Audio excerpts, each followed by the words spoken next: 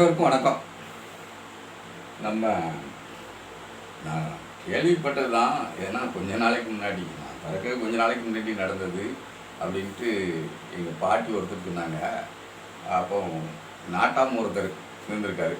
அப்போ ஒரு பஞ்சாயத்து வந்திருக்கு. பஞ்சாயத்து வந்தோடனே அப்போ சொல்லியிருக்காரு, எப்பா அவன் வீட்டிலேயே அடுப்பு எரியலை, நீ ஏன்ப்பா இப்படி போய் இந்த மாதிரியா பஞ்சாயத்தெல்லாம் கொண்டாந்துக்கிட்டு நிப்பாட்டியிருக்க அப்படின்னு சொல்லியிருக்காரு. அப்போ அதில் ஒருத்தர் இருந்துக்கிட்டு, நட்டம நம்ம தம்பி என்ன எள்ளுன்னா போதும் என்னையா நிற்பான், நீங்கள் அவன்கிட்ட போய் இப்படி சொல்லுதீல அப்படின்னா, இதில் என்னப்பா எள்ளுன்னா என்ன, அவன் வீட்டிலே அடுப்பு இதில் போய் பஞ்சாயத்தை கொண்டாந்துக்கிட்டு அப்படின்னோடனே அப்படி சொல்லிவிட்டு அப்படி பேசிக்கிட்டு, சரிப்பா அவன் தூர தள்ளு, சரி நீ வேற என்னப்பா பஞ்சாயத்து சொல்லு அப்படின்ட்டு மற்ற ஆளை பார்த்து அவர் பேசிக்கிட்டு இருக்காரு. ஆமாம், கொஞ்ச நேரத்தில் ஐயோதி ஐயோதின்ட்டு வீட்டில் தீ தின்னுட்டு சத்தம் கேட்டுருக்கு. எல்லோரும் என்னடான்னு விழுந்தடிச்சு போனால் அந்த பஞ்சாயத்து குழந்தவன் தான் சொன்னானா, ஐயா நீங்கள் தானே அவர் வீட்டில் அடுப்பு எரியலைன்னு சொன்னீங்க, நான் அதான் அடுப்பை மூட்டி விடுவோமே அப்படின்னு தான் கூரைக்கு மூட்டி விட்டுட்டேன், இப்படி இப்போ போய் பாருங்கள் அடுப்பு உள்ள எரியும் அப்படின்னா.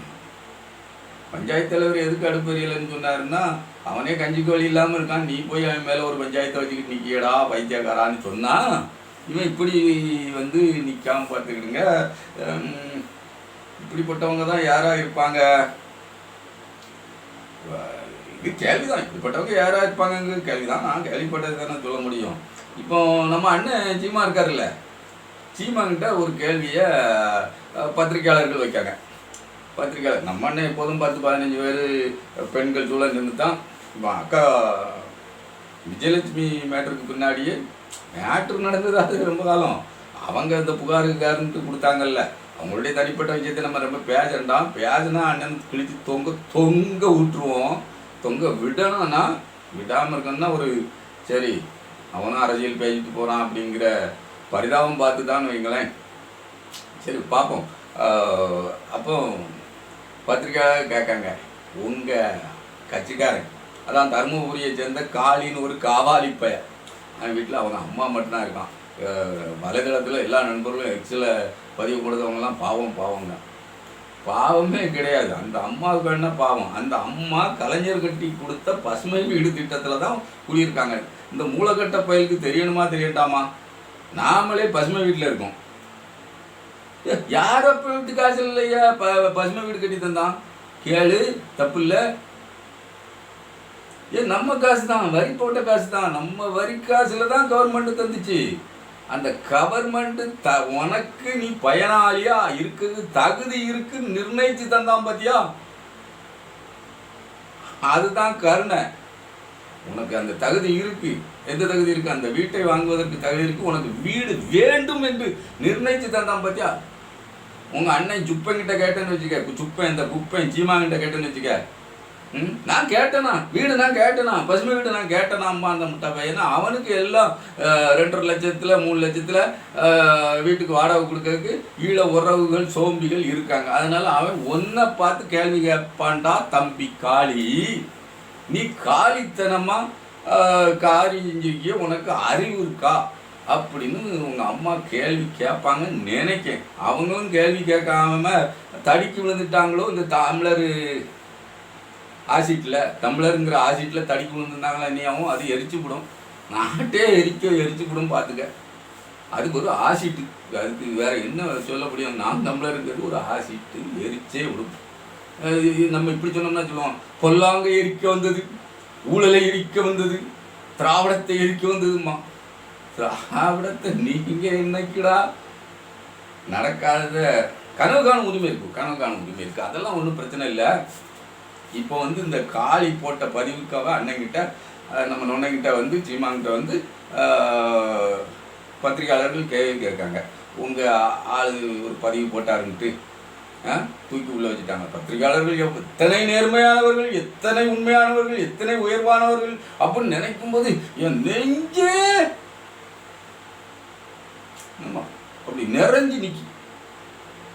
ஏடா ஒரு கேள்வி இடம்ட்டுனோ வேணாம். அண்ணே, ஒரு கேள்வி கேட்குற உன்கிட்ட ஒரு நேர்மை இருக்கணும்ல. இந்த கேள்வி கேட்குற ஊடக விபச்சாரி வந்து அவன் ஏதாவது யூடியூப்பை சேர்ந்த நாம் தமிழர் தம்பியாக தான் இருக்கும். உண்மையான ஊடகக்காரனாக இருப்பான்னு எனக்கு நம்பிக்கை இல்லை. அது வேற விஷயம் இருக்கட்டும். அப்படி உண்மையான ஊடகக்காரனா என்ன கேள்வி கேட்கணும்? முதல்வரை பற்றி அதுக்குள்ளே சொல்லுதான். ஏன் அடுத்து போகிறேன்னு பையா அதுக்குள்ளே தான் முதல்வரை கர்நாடகாக்காரன் போட்டானா. இப்போ எங்கே இருந்துக்கிட்டு போடுதான் அவன் தகுடுத்தம் பண்ணும்போது இங்கே நீனும் அதே காரியத்தை திரும்ப செஞ்ச. எந்த நடவடிக்கையும் உன் மேலே பாஞ்சுதா? நீனா நீ இல்லை, விவசாயிகள் செஞ்சாங்க. திரும்ப அந்த காரியத்தை விவசாயிகள் செஞ்சாங்க. அதுக்கெல்லாம் நடவடிக்கை எடுக்கணுமா? அவன் அவனுடைய கோபத்தை காட்டுறான். என்கிட்ட தண்ணி கேட்டுட்டியா அப்படிங்கிற கோபத்தை காட்டுதான். நீ தண்ணி தரமாட்டேக்கு எங்க கோபத்தை காட்டின. அது ஒரு கோபத்தின் வெளிப்பாடு. இதுவும் கோபத்தின் வெளிப்பாடு இல்லையா? அப்போ நீ அரசியல்வாதியா? அவனுக்கும் நமக்கு நடக்குது அரசியல் இல்லைப்பா. இது மெல்லிய இலையில் உள்ளது. நீ முதல்ல புரிஞ்சுக்க. முதல்ல வந்து இதை நல்லா நான் தமிழர் சோம்பிகள் புரிஞ்சுக்கணும். கர்நாடகாக்காரன் நம்ம முதல்வரை செய்த அவதூறு வந்து அரசியல் அல்ல. அவன் நம்ம கூட அரசியல் பண்ண வேண்டியதில்லை. கருத்து மோதல் என்பதும் அல்ல. உரிமை பிரச்சனை. நமக்கான உரிமையை அவன் மறுக்கிறான். மறுக்கும் போது நம்ம எதிர்வினை ஆற்றுகிறோம்.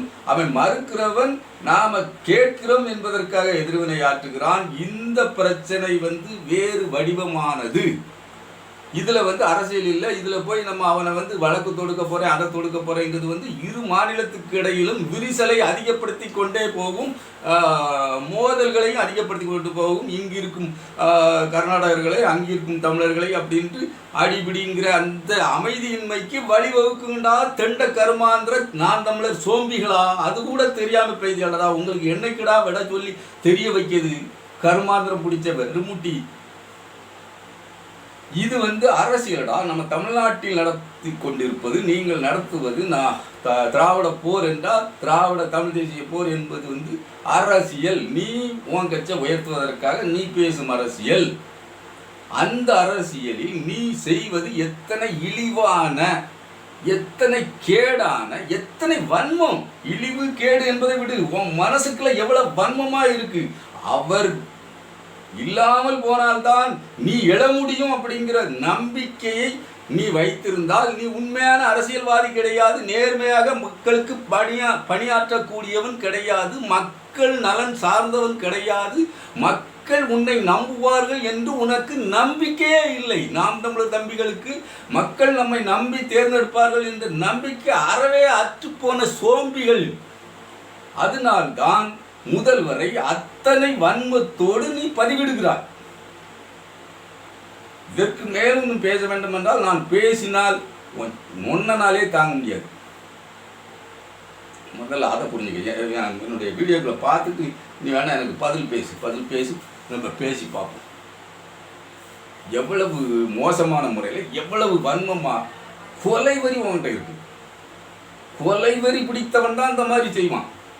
கேலி சித்திரம் வரைய வேண்டும் என்றால் அதற்கு பல வழிகள் இருக்கு. நீ வரைந்தது ஒரு சுட்டான் பேசுதான். கேட்ட கேள்விக்கு சீமான் என்கிற ஒரு தலைவன் என்கிற சீமான் அவன் தலைவனா? பேசுதான். ஒரு முதலமைச்சரை பார்த்து இத்தனை வன்மத்தோடு அவன் பதிவிட்டவனை நான் எனது கட்சியிலிருந்து நீக்குகிறேன். அவன் எத்தனை கஷ்டமான நிலையில் இருந்தாலும் அவன் குடும்பத்திற்காக, அவன் தாய்க்காக வேண்டுமானால் உதவி செய்கிறேன். இவனை என்னுடைய கட்சியிலிருந்து நீக்குகிறேன். இவன் தண்டனைக்குரியவன் தான் அப்படின்னு சொல்ல மாட்டான். கட்சி என்ன செய்ய போகிறது, என்ன நடவடிக்கை எடுக்க போகுதுன்னு ஒருத்தன் கேட்கான். அறகுறையாக கேட்கான் கேள்வியை. முதல்வரை இத்தனை வன்மையாக, கொடுமையாக, கொலை நோக்கோடு பதிவிட்டு இருக்கான், படம் வரைந்து இருக்கான். அப்ப அதற்கு அவர் மீது என்ன நடவடிக்கை எடுக்க போகிறீர்கள் அப்படிலாம் கேட்கணும். இந்த காளிங்கிற இந்த காவாலி பயலுக்கு, இந்த காலி பயலுக்கு ட்விட்டரில் ட்ரெண்டிங் வேற. ஐ ஸ்டாண்ட் வித் காலி போட்டா ஸ்டாண்ட் பண்ணிக்கலாம். நீங்கள் ஸ்டாண்ட் பண்ணது எங்கே இருக்கவங்க ஸ்டாண்ட் பண்ணுறீங்க?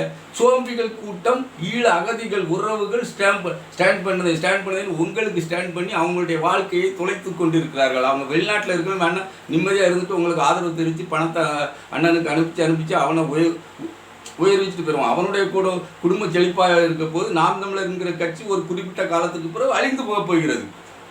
அந்த கட்சி நிலையேற்று போன பிறகு இன்னொருத்தன் வேணா வந்து அதை இல்லை இந்த கட்சி அப்படியே தூக்கி பிடிச்சிப்பாங்களா, அந்த பேரை இன்னொருத்தன் வந்து கடன் வாங்குவான். அந்த குருமூர்த்தி மாதிரி இன்னொரு குருமூர்த்தி வருவான், அல்ல இன்னொரு சங்கரப்பா வருவான். அவன் வந்து அந்த கட்சியை கடன் வாங்கி கொடுக்க போகிறான். இதுதான்டா நடக்க போகுது, வேற ஒன்றும் நடக்க போகாது. சீப்பா ஆதித்தனார செயல்படுத்த முடியாத ஒரு கட்சி சீமானால் முடியுமா? அது நடக்கவும் முடியாது. நமக்கு அது வெறுப்பல்ல, வெறுப்பாலாம் பேசலை. இந்த மாதிரி வெறுப்பு மனநிலையில் இருக்கின்ற காலி பயல்களை வைத்து கொண்டு சீமான் கட்சி நடத்தினால் அது அழியக்கூடிய கட்சி என்று வேற என்ன கட்சி? நீ எத்தனை மாறுபாடு இருந்தாலும் ஒரு தலைவன் மீது, ஒரு கட்சியின் மீது இத்தனை வன்மத்தோடு நீ பதிவிடுகிறாய் என்றால், பதிவிட தூண்டியதே சீமான் தானே. நான் சொன்னமில்ல, ஒரு வீடியோ ஆரம்பத்தில் சொன்னமில்ல, ஒரு வழக்கு அதுதான்டா இது. அதைத்தாண்டா நீங்கள் செஞ்சுக்கிட்டு இருக்கீங்க பாவிகளா. அவனை கைது பண்ணியிருக்காங்க.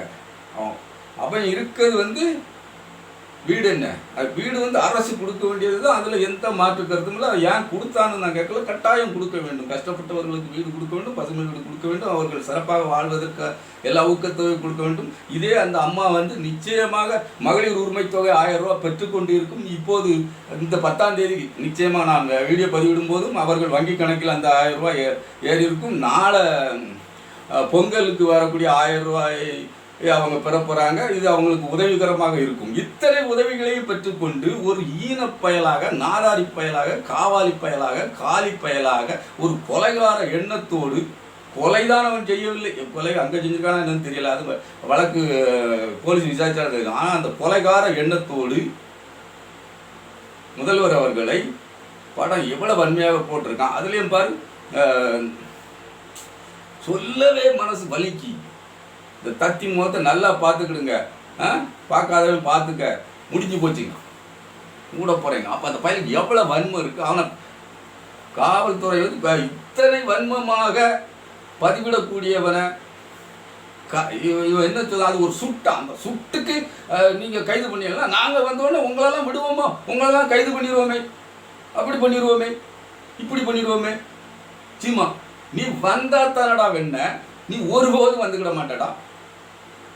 நாங்கள் வழக்கு கொடுத்தா எடுக்க மாட்டாங்க. என்ன வழக்கு கொடுக்க, உன் மேலே என்ன, நீ ஏடா ஓடா, அவனே இவனே அப்படின்னு பத்திரிகையாளரே பேசுத. அப்போ ஒன்றை பேசக்கூடிய என்போன்ற யூடியூப்பாளர்களும் அண்ணங்கிற முறையில் நீ நான் தான் பேசுவோம். நீ எனக்கு அண்ணன் அப்படி தான் பேசுவேன். நீ என்ன டா போட்டு பேசினா, நான் உன்னை டா போட்டு பேசினாடா அப்படின்னு தான் பேசுவோம்.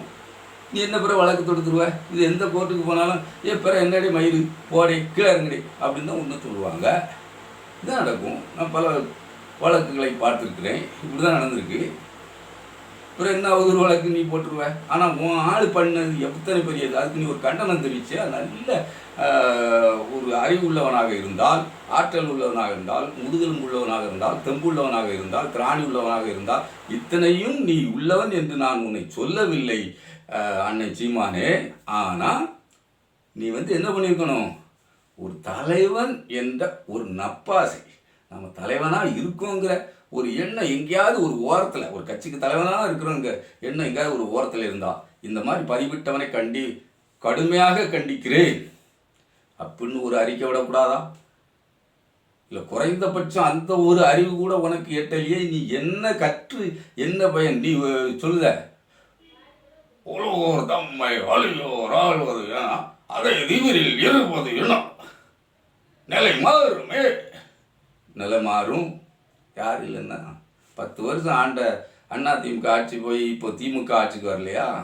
நிலை மாறாதா? மாறும். நீ சொன்னா தான் மாறுமா? ஆனால் நீ வரணும்னா அதற்கான வழி என்ன? இன்னும் ஒட்டாவுக்கு கீழே இருக்க போறிய. இந்த மாதிரியான வன்முறை எண்ணத்தோடு உள்ள பயல்களை நீ கையில் வச்சிருந்தாலே அப்படித்தானே இருப்ப.